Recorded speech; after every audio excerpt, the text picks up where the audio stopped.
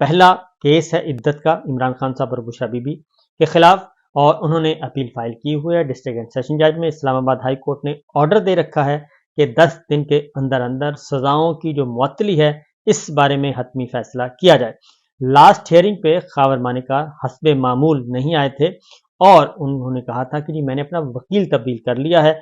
Last hearing पे अफजल मजूका साहब district and session जज हैं, उन्होंने ऑर्डर किया था कि अगर कोई ना भी आया तो मैं रिकॉर्ड देखकर फैसला कर दूंगा।